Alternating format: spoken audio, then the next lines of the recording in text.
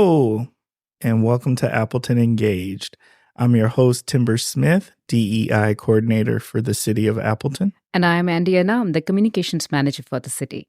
And Appleton Engaged is a podcast that explores the many people, organizations, and resources that make our community a great place to live, work, and play. So whether you're a longtime resident or just getting to know Appleton, join us as we learn more about our community together. This episode is special because we have our colleagues here from Park and Rec Department, and I cannot wait to introduce them. Me either. I'm really excited about this because what's better than Parks and Rec? Exactly. All right. It makes me smile, but I'm not going to lie. That's because I was thinking of that TV show. I can't help it. But more importantly, we have amazing guests this week. Yes. And this week's guests are Margaret Collett, Marketing and Community Engagement Coordinator for Parks and Rec Department, and Niki Wendt, Recreation Manager for Appleton Parks and Recreation Department. How are we both doing today? Good. Great. Thanks for having us. Hey, we are super excited to have you on. And particularly, me and Andy both get excited when we have fellow team members on. Mm-hmm.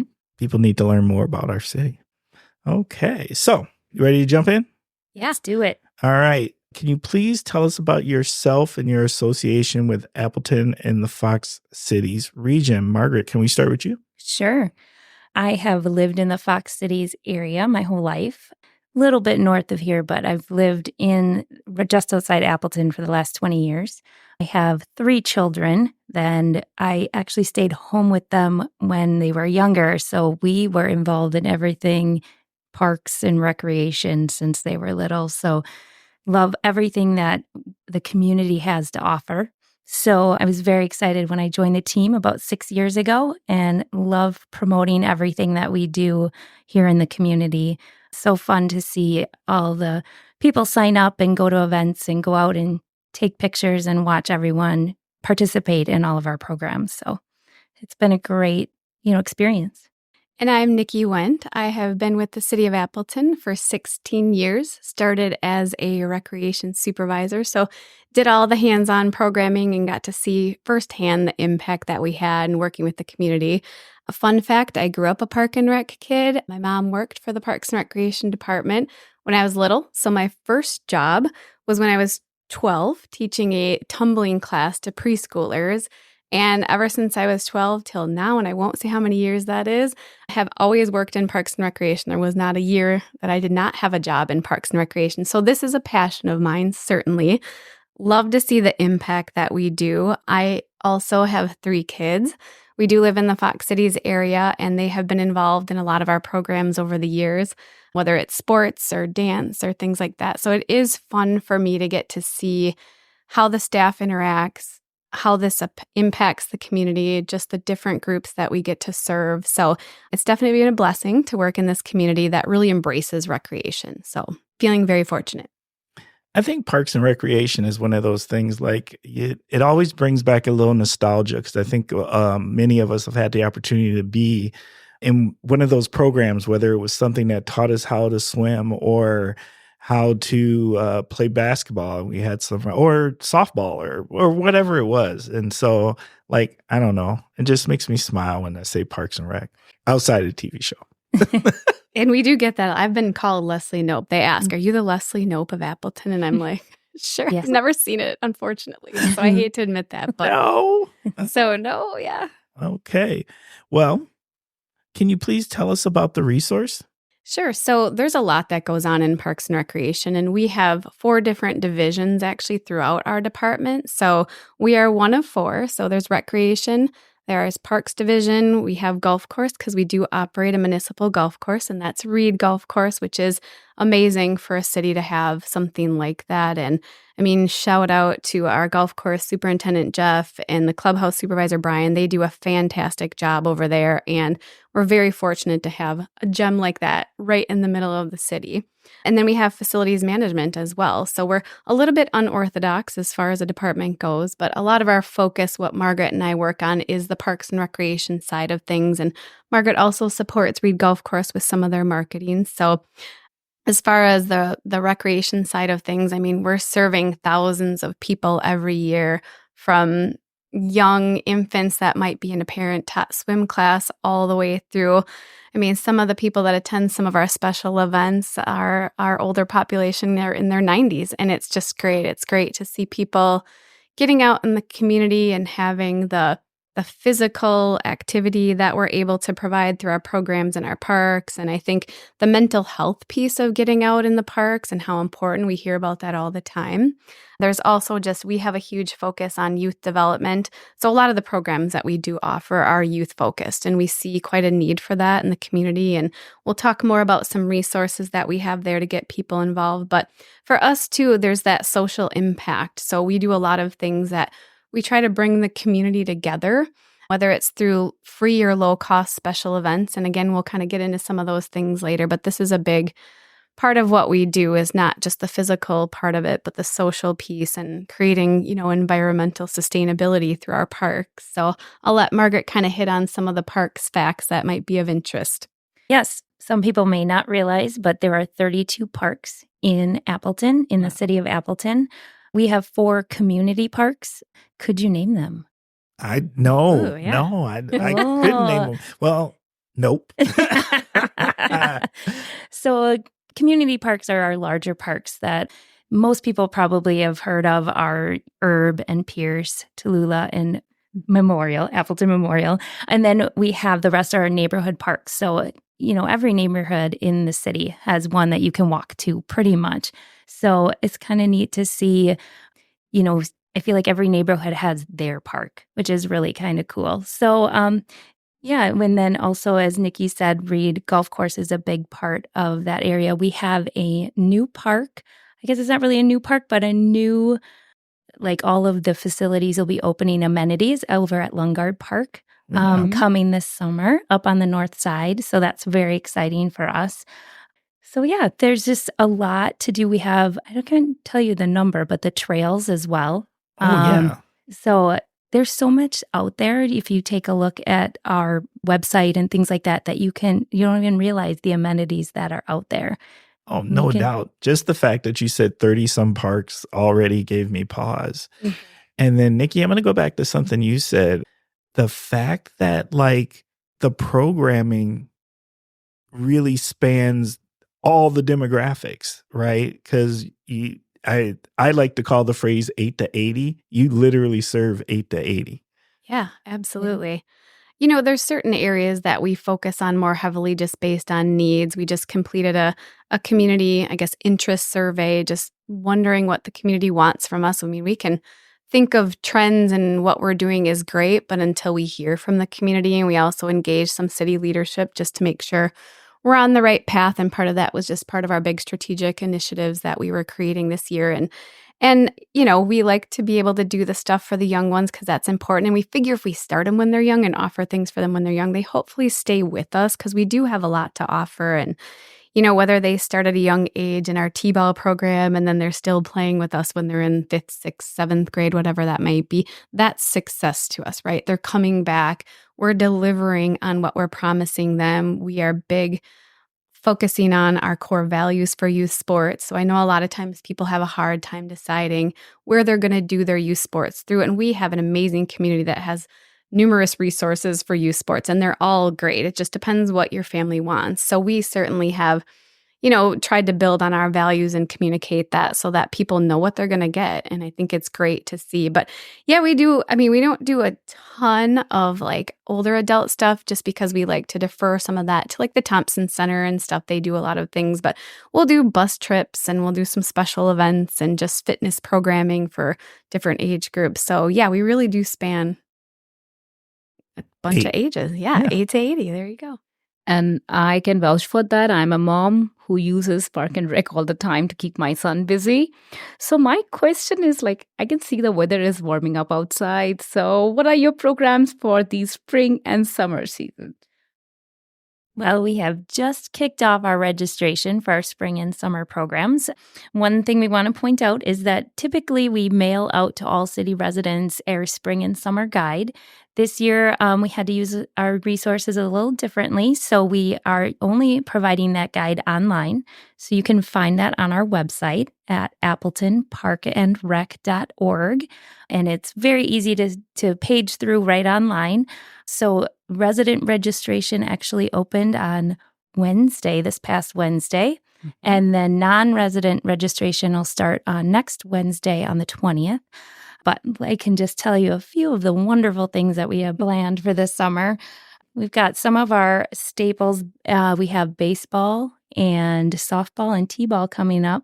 Our A League, we have rebranded some of our sports leagues, and we are now known as the A League.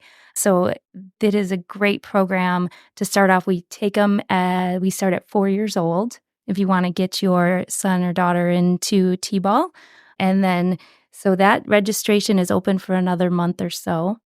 And we are taking registration for residents and non-residents currently for baseball, just because the deadline is earlier than some of our summer ones. So take note, that one is currently open for residents and non-residents. Are all it?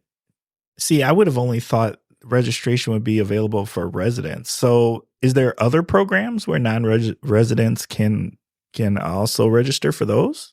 Yep. So typically there is a resident rate and then a non-resident rate. And then residents will get first, their registration will open earlier. So we want to fill our programs. We want to service as many people in the community as we can. But being a City of Appleton resident, you get those considerations, the lower cost and then an earlier registration. So then we hope that those residents jump on that and get their spots. And then we want to fill the rest with anyone in the community that would want to join us. So I can see some robotics and playground program and sports camps. And you just talked about the sports camps. So can you just tell me what other things are going on as well as we get into the summer one too, and the kids will be out from school, so they need to be engaged? Yeah, we have a lot going on. So before we jump into some of the sports stuff, I think you mentioned the playground program, and this is probably one that tugs at my heartstrings for sure, because this was one of the programs that I had to run when I first started here. So definitely have a little bit of investment in this one. But this program has been going on in Appleton since the World War II era. So we have been dispersed at different sites throughout the city with the mindset that we want kids having that social interaction throughout the summer. We want them engaged with other kids. We want them to be active. We want them connecting with nature. So we have 11 different sites throughout the city that we run the program at, and we employ 2 college, high school age leaders that will be at each site. Some of our sites, if they're a larger site, like at the community parks, might have 3 leaders, and they're there to help these young individuals just like create group games and just have that interaction. And they'll do crafts and large group games and small group games and sports, and they'll take field trips, and we have special events. And this program is pretty unique because it is subsidized by the city. You have to pay $25 for the entire summer. And we just $25? Did you say 20? I said $25 for the entire summer. And I'm going to make sure I have these dates right. So we kick off on Wednesday, June 12th, and it runs through August 13th. We go Monday through Thursday, and it's from 9 to noon and then 1 to 4. So on those days, you can sign your kid up. It's a drop-in program, which provides some flexibility for families. You do not have to be there every day. If it just works for you to come in the mornings, you can come in the mornings. I know some people will register their kids for summer school, so they might just take advantage of the afternoons. But really, there's been some great stories with this program. So it's great to see, and these leaders are really invested. A lot of them are going to school for elementary education, so they have an interest in learning about working with kids, and we do a lot of training with them, so they are certainly in good hands. So I'm going to sign up for now. So after this podcast. Yes, yeah. And a lot of the leaders were playground participants when they were younger. They just loved going to the park and having that relationship with their leader, that then when they were old enough, they were like, I'm going to be a leader, and can't wait to have those relationships with the kids. That's really fantastic. Cool to see. Yeah. All right. So sports camps. I mean, this has been one of the areas I would say in our division that has grown tremendously over the last few years. part of that with COVID, I think people were really just looking to get their kids out and active. And we just had a big demand for more sports camps. So we do a lot of different things. We have soccer and basketball. We have what's called a multi-sports camp. So it's a 4-week camp, and each week they focus on a different sport with the kids. So if they don't want to do just one, they can do other ones. I mean, we have tennis for like as young as 4 all the way up through 14. We even have adult tennis that they can sign up for. Pickleball is a new one. So we got the new pickleball complex at Tallulah Park. So we're utilizing that and doing some different clinics for adults and for youth. So that's another one of them. And we do have a sports exploration camp, which is for our young ones. It's a parent-child class. So we have the parents come and get involved. And that's just to introduce them to some of the different sports and see what they have an interest in. And sometimes it's hard because you don't know what your kids will have an interest in, or if they're coordinated, or if they will even care about sports. So it's fun just to have them. And I did it with my kids when they were little, and they had a blast because they got to experience a little bit of everything. So that was nice. Yeah, a lot of the camps start at age 4, which is so great because, like Niki said, you don't know what your kids want to do, and you have to give them that experience. And it's just neat to see all of a sudden one will take off with a basketball, and you're like, "Ooh, that kid really likes basketball." So it's really neat to just try them out, and they're affordable. So it's great to take that time during the summer to see what your kids might be interested in. What's some of the sports that we may not just be thinking of that like may exist, that there's an opportunity to participate in? Because I'm sure like there's the ones that you kind of know off the top of your head, but then, or even maybe it's not a sport, maybe it's programming. Because one of the ones I was thinking of is like, I know Parks and Rec does dance classes. And I was really blown away that that's part of the programming that's available. Yeah, so I don't know if many people know, and I'm glad you brought that up, Timber, but we, through Parks and Recreation, we operate our own dance studio, which is called Unity Dance and Acrobatics. We used to be housed downtown here in City Center Plaza on the 2nd floor, and have recently in the last year moved out to a location inside the Northland Mall. So yeah, we offer dance classes, preschool through adult. And we have different summer camps. You can certainly go online and look at our guide and see what the different camps are for summer. But we are currently in our recital season right now. So we are getting prepared for our recital. That will be the first weekend in May. And we have, close to 600 participants in our dance program. Whoa. So they're gearing up for this big thing they've been working on since September. And it's awesome to go and see how this provides a safe space for a lot of these youth, and it's something that they have in common. And that's a long season. They're September through May when the recital is, but they build relationships with the instructors, they get to meet other kids from different areas. That program has taken off quite a bit for us. And again, that's attributed to a lot of the work that our staff does and just building that program. And with the summer programming, it's a shorter session. So it's a great time if you want to try a different genre, or you're not sure if you want to put your child into that longer recital program. Let's try it this summer and see what they like. And you might have a child like, I want to do that whole program. So summer is a great time to try out all that different ballet, acrobatics, jazz. So there's a lot of different times and classes offered this summer. All right.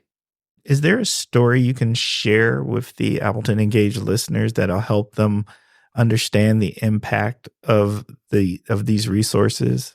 Yeah, I can think of many that I've heard or witnessed through our summer playground program. I think one of the most influential things I remember seeing was some of our playground leaders at one of our sites had come to us and said, hey, there's a 10-year-old boy and he's never ridden a bike and he's really nervous. And, would it be okay if we just tried to raise money and it was within their friend group that they wanted to raise money and they wanted to buy this kid a bike. And was that appropriate? And we had some conversation yeah, I think that's fantastic. So they buy this bike for this 10-year-old boy. He was so nervous, but within the first few days, he learned to ride a bike and he'd just never had that resource. He'd never had a bike, so had no idea. And I'm sure there was some insecurity that he had about being 10 years old and not knowing how to do that. So the fact that they recognized that and they took the time to do that, and that was a lot on their own personal time to raise that money and to do that. I mean, that's probably a story I'll remember for a that's long so time. Sweet. Yes, for sure. Mhm. So you want to share something too? Well, one thing that we wanted to talk about today with you guys is that we have a lot of people don't realize it, but we have a financial assistance program. So we want to break down the barriers of anyone who wants to participate in our programs and may not be able to because of financial reasons. So the fun part about this story is that we just had a fundraiser to raise funds for this program. And it happened this past weekend. So hopefully some of you that are listening may have attended this event, which was our mom prom. And it seemed to be a fitting way to raise money because the mom prom wasn't just for moms. It was for ladies, anyone over 21. But we know a lot of them, it's important to them that may have kids that want to participate in programs or want to help kids that do. So we had a night out with the ladies and they all donated some money. And now we have the funds to help provide for some of these kids to be in that playground program this summer or do a swim lesson or be in baseball. So please take a look at all the information is on our website. We've just revamped our program. It's called the Recreation Fee Waiver Program. And you can see what the guidelines and qualifications, and we hope that people take advantage because we really want to get all those kids that want to be in the programs there this summer. So if someone needs financial assistance, do they have to fill out an application? And if so, where can they find that? Yes, there is an application and it is right on our website. As I mentioned before, appletonparkandrec.org. If you go under financial assistance and you can download the form. You can, email us if you have questions. It's like I said, we just redid it. It's a very simple process. So, we hope to see that, that kind of takes off. So before we go into other questions, my question would be, where is the pool opening? Because that's the thing I'm sure the listeners want to know. Yes, that is always a big question. It is a big question. Well, and we are doing things a little bit different this year. So I'm glad that you asked that too. So normally both Herb and Mead pools will open the Friday that school ends. That's kind of been the rule. Now, we wanted to try to extend the season because the kids are getting out fairly late this school year. We opted that we're going to open Mead Pool, and that's going to open on Saturday, June 1st. So it will be open that Saturday and Sunday, the 1st and 2nd. And then we're going to close for the week, and then they will both reopen on that Friday, June 7th. So we're kind of opening for the week. I mean, typically, for whatever reason, the weekend before the pools open, it's always warm, and people are always asking why the pools aren't open. So yeah, we're going to do things a little bit differently, just with opening a little earlier. And then Mead will also close a week earlier. So we're kind of shifting and providing a week opening earlier and then kind of a week that will run later too. So, and we've got some exciting things that we've changed after listening to the survey.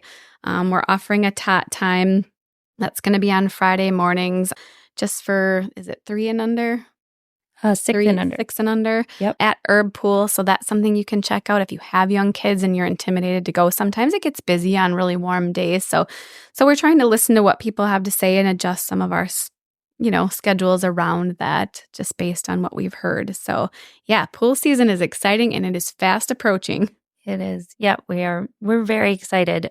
And we have twilight swim time that's 6 to 8 at night. So each one of the pools will be open one of those in the evening time. So we want people to come out in those hot days. It's light out very late. So you can swim all night long there at 6 to 8. All right. I want to ask, you've been giving us these awesome information points of engagement, but I want to formally ask, are there any upcoming initiatives, events, or engagement opportunities coming? Or if you would like to review some of the ones that you've already put out that you think are really important or popular with the community?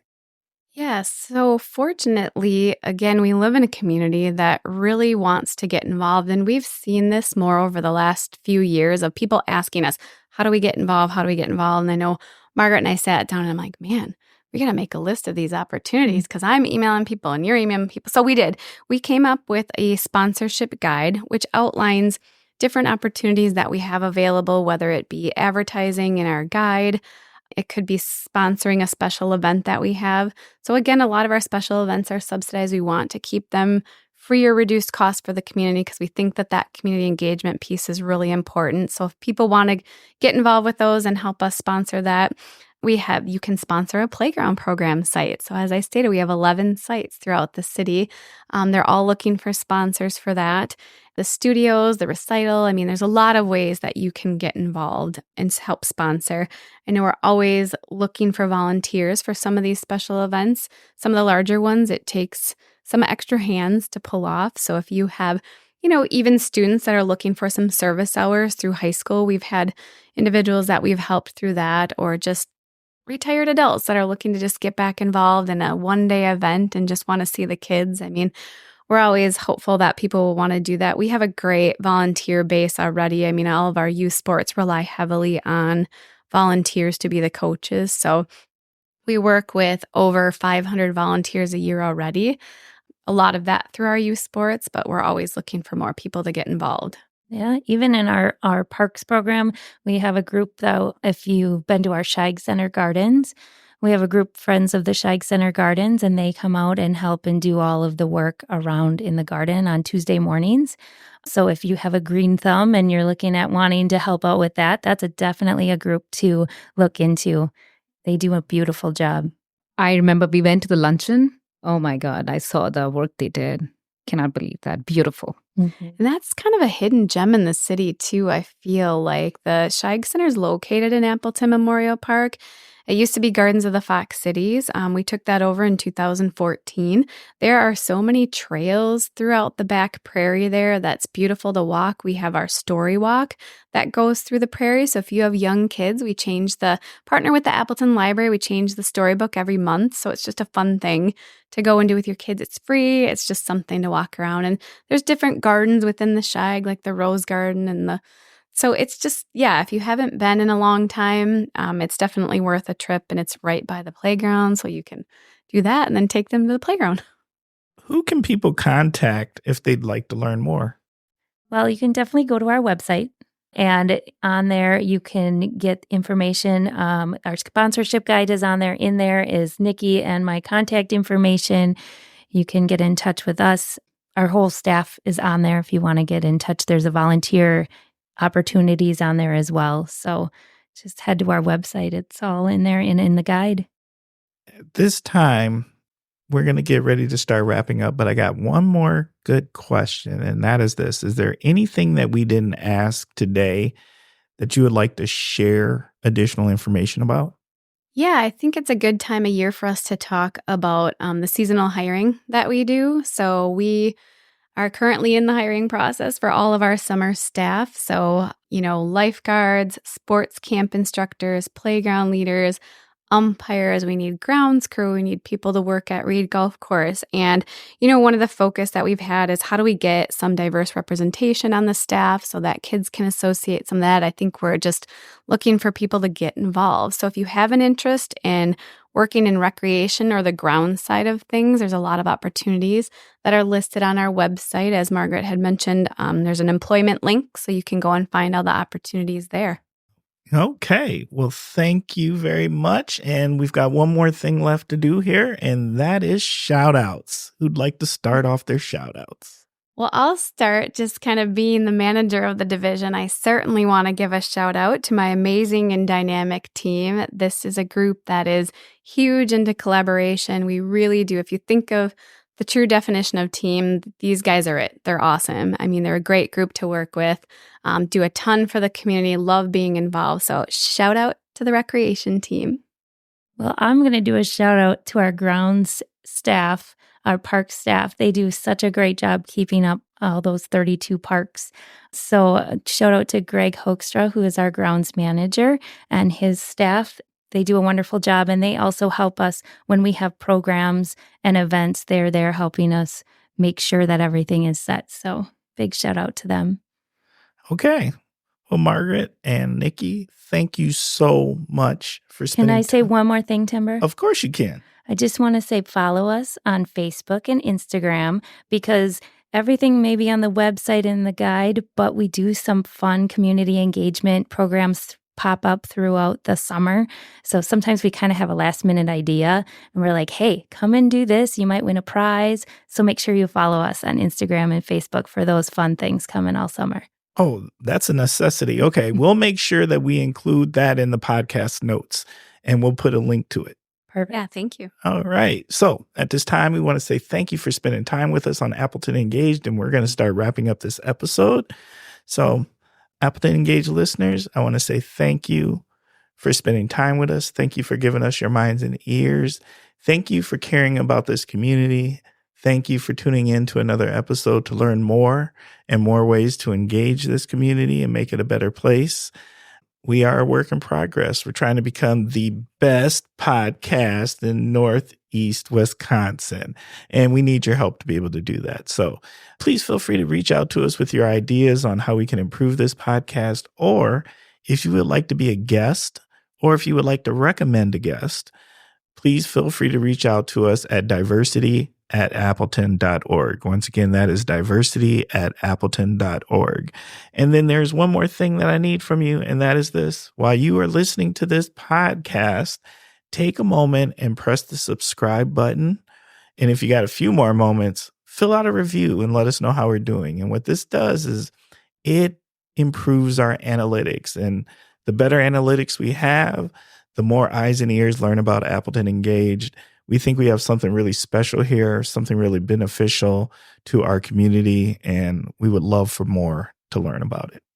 Thank you, Margaret and Niki, for joining us today. And our listeners, we all know that our heart stays with the city's park and rec. And you might have seen or maybe listening to how much, thought goes into every programming and how much passion there is. And it's only possible due to passionate people like Margaret, Niki, and the entire team of Park and Rec. And with that, I'll just say, as a parent, please go to their website, please go to their Facebook and Instagram and get the latest updates. Just don't wait. Otherwise, other people will jump in and take your spot. You don't want to let that happen. So with that, I'll take your leave. And until next time, stay thoughtful, stay curious, and stay engaged.